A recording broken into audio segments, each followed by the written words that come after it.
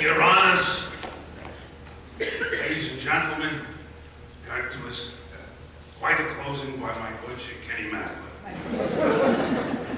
But at the risk of disagreeing with my learned colleague, I feel the need to say a few words, if only to follow the advice of one of my favorite singers, Bonnie Raitt, who said, "Let's give him something to talk about."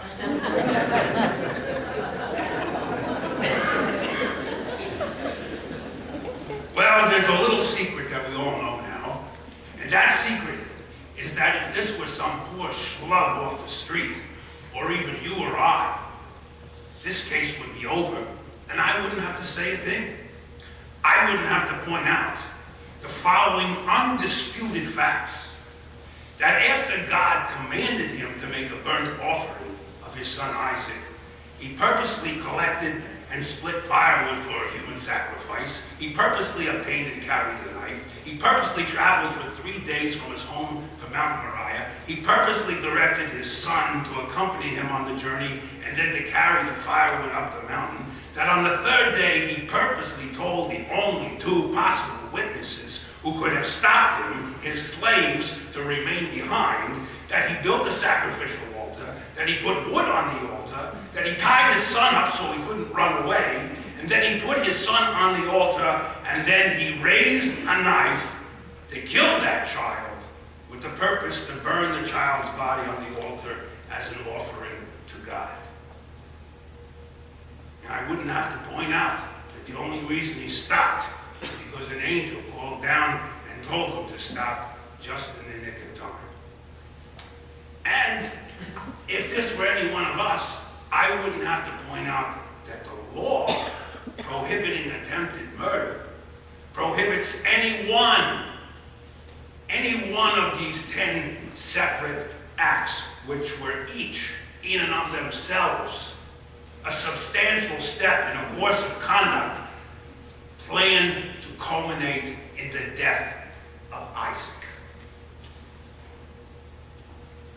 But Abraham is a righteous man.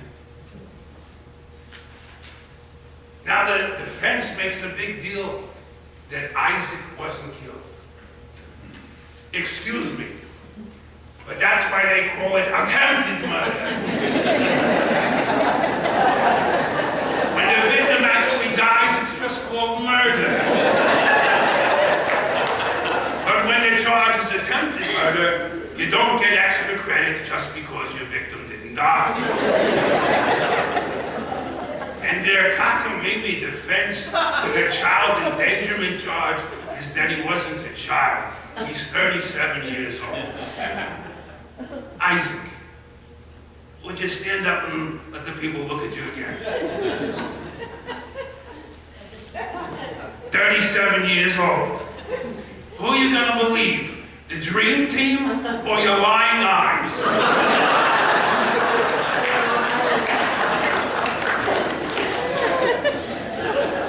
This case is not about whether he's guilty of attempted murder. It's about celebrity. Because if this weren't Abraham, the revered patriarch of not one but 3 great religions of the world, we wouldn't even need the blink of an eye to decide this case. Yes, he's a very famous fellow. So here we are, searching for a way to ignore or massage the evidence and the law, because we don't want to look into the face of truth, to see that a man that we've been taught to respect and honor committed a horribly sick crime. Is that what justice is about? We have different laws depending on whether your name is Abraham or Goldfarb? You know, we live in funny times. If a man holds a hairdryer up to his ear and proclaims that God is talking to him and telling him to kill his child, we say he's Meshuggah, and we put him in a place like Ancora. But if we take the hairdryer away,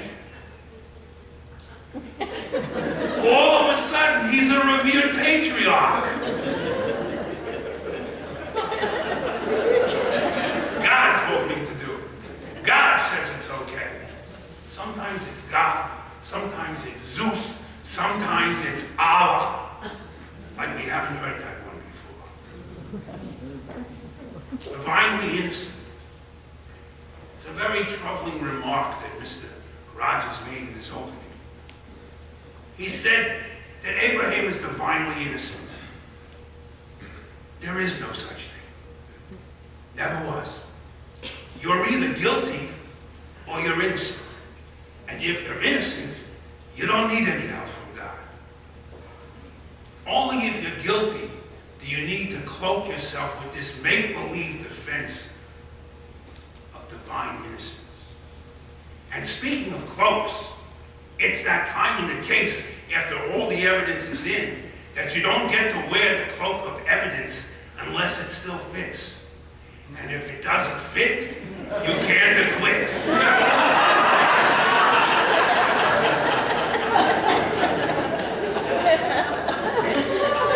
And it seems that Abraham hasn't got such a good tale. But Abraham is a righteous man. So what if he's also a serial adulterer who had children by 2 other women, one of whom was a slave who probably didn't have a whole lot of choice in the matter, right?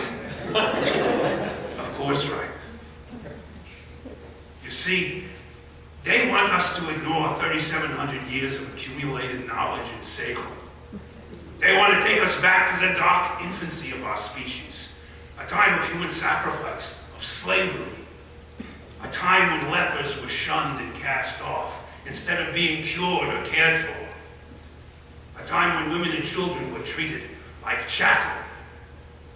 I tell you, there's no great honor. Indeed, there is great shame living in a world that glorifies or in any way respects the mistreatment of children for any reason. We outgrew slavery. We outgrew human sacrifice. We outgrew the banishment of lepers. And we outgrew the notion that women and children are the property of men.